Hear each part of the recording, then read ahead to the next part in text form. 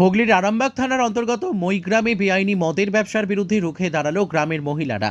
আজ হুগলির আরামবাগের মইগ্রামে অবৈধভাবে মদ বিক্রি করাকে কেন্দ্র করে এলাকায় তীব্র চাঞ্চল্য ছড়ায়। গ্রামের মহিলারা জানায়, বেশ কিছুদিন ধরে কয়েকজন দুষ্কৃতী দোকান থেকে মদ নিয়ে এসে এলাকায় মদ বিক্রি করে। ডেলি লেবাররা পরিশ্রম করে সারাদিনে 300 টাকা উপার্জন করে 250 টাকা মদই খেয়ে ফেলে, যার জন্য মহিলারা সংসার চালাতে গিয়ে হিমশিম খাচ্ছে। তাই সমস্ত মহিলারা একজোট হয়। আজ মইগ্রামের শিবতলার কাছে একটি মদ ভর্তি টোটোকে ধরে ফেলে এবং পুলিশকে খবর দেওয়া হয়। এলাকায় পুলিশ এলে গ্রামের মানুষ তীব্র ক্ষোভে ফেটে পড়ে। তারা জানায়, এভাবে অবৈধ মদ বিক্রির কারণে সংসারে অভাব অনটন লেগেই রয়েছে, অথচ পুলিশ এ ব্যাপারে নীরব। মহিলারা ওই টোটো থেকে মদ রাস্তায় ফেলে নষ্ট করে। মহিলারা পুলিশকে ঘিরে বিক্ষোভ দেখায়। এলাকার বিশিষ্ট ব্যক্তি আশিস কুমার হুই তিনি জানান, আবগারি দপ্তরের অফিসার থেকে বিষয়টি বহুদিন ধরে বলা সত্ত্বেও ওনারা কোনো ব্যবস্থা নেননি। আজ বিষয়টি সচক্ষে দেখাতে পুলিশকে ডাকা হয় এবং বিস্তারিত দেখতে চোখ রাখুন আমাদের ক্রাইম প্রেস বেঙ্গলের পর্দায়। মইগ্রামে কি ঘটনা ঘটেছিল? মইগ্রামে দীর্ঘদিন ধরে একটা অবৈধ মদের কারবার চলছে এবং সেটা মইগ্রাম শিবতলার বুকেতে। এখানে একটা স্কুল আছে, প্রাথমিক স্কুল, এবং একটা পোস্ট অফিস আছে। তো আমরা প্রথম থেকেই আমরা বারণ করেছিলাম যে এইরকম মদের ব্যবসা তোমরা করো না। অনেক বেকার যুবক এবং যারা দিন আনা দিন খাওয়া, তাদের পরিবারে অশান্তি নেমে আসছে, মারধর করছে, মদগুলো বন্ধ করো। তো দীর্ঘদিন বলার পর ওরা কোনোরকমভাবেই বন্ধ করেনি।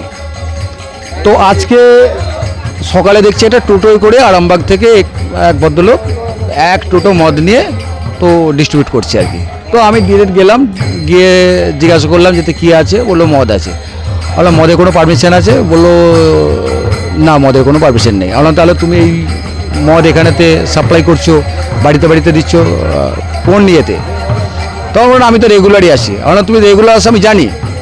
বললাম আমি তো রেগুলারই আমি এইভাবে আমরা মদ সাপ্লাই করি। কতদিন ধরে চলছে এটা? প্রায় দীর্ঘ কয়েক বছর ধরেই চলছে। দিয়ে তারপর আমি বললাম যে তুমি ঠিক আছে চলো, আমার গ্রাম ষোলানা আছে, গ্রামের মানুষ আছে, চলো তুমি গাড়ি এখানে চলো, গাড়ি লাগাও তুমি। তারপর আমি থানা প্রশাসনকে জানাচ্ছি এবং আমি আবগারি দপ্তরে জানাচ্ছি, তারপর তুমি যাবে। এই বিষয়টা কি আগে আবগারিকে জানিয়েছি, বারবার আবগারি দপ্তরকে জানানোর পরেও আবগারি দপ্তর কোনোভাবেই তার কোনো স্টেপ নেয়নি। বারবার বলেছি যে এটাকে দেখুন, অনেক যুব সমাজের আজকে ক্ষতি হচ্ছে। হ্যাঁ, দিন আনা দিন খেটে খাওয়া মানুষদের মুখে ভাত জুটছে না। হ্যাঁ, তাদের আজকে এমন পরিস্থিতি হয়ে গেছে, যাদের চোখ মুখ ফুলে গেছে, যাদেরকে হসপিটালাইজ করতে হবে, এরকম পরিস্থিতিও আমাদের গ্রামে এরকম এই মদ খেয়ে এরকম ধরনের পরিস্থিতি তৈরি হয়েছে।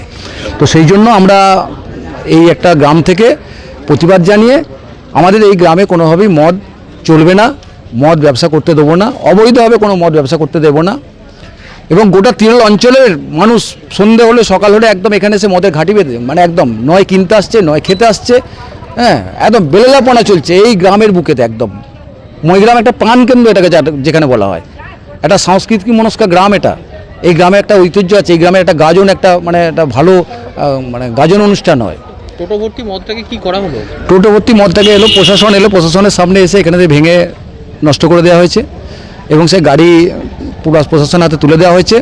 টোটো চালক তাকে প্রশাসনের হাতে তুলে দেওয়া হয়েছে, নিয়ে গেছেন। উনি আশ্বাস দিয়েছেন, উনি এসেছিলেন, আবগারি আধিকারিকও এসেছিলেন, উনিও আশ্বাস দিয়েছেন যে না, আমরা দেখছি এই মদ আমরা এখান থেকে ব্যবসা বন্ধ করব। আবগারিতে পিটিশন দিলেন আপনারা? হ্যাঁ, আবগারিতে পিটিশন দিয়েছি, থানায় দিয়েছি।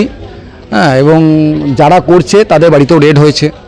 তার কপিটা একটু যদি দেখান আমাদের সামনে। হ্যাঁ, কপিটা আছে, এইটা হচ্ছে তার কপি। আমরা আইসিকে দিয়েছি, আবগারিকে জানিয়েছেন বিষয়টা, এবং এটা তার রিসিভ কপি। এটাকে বন্ধ করতে? হ্যাঁ, এনে আশ্বাস দিয়েছেন। হ্যাঁ, আমরা মাস পিটিশন করেছি। হ্যাঁ, এটা করেছি, দেখিয়েছি। বলেছেন যে না ঠিক আছে, আমরা এটা দেখছি, আমরা আবগারি এবং আমরা থানা সবাই মিলে দেখে এটাকে আমরা এটা বন্ধ করব।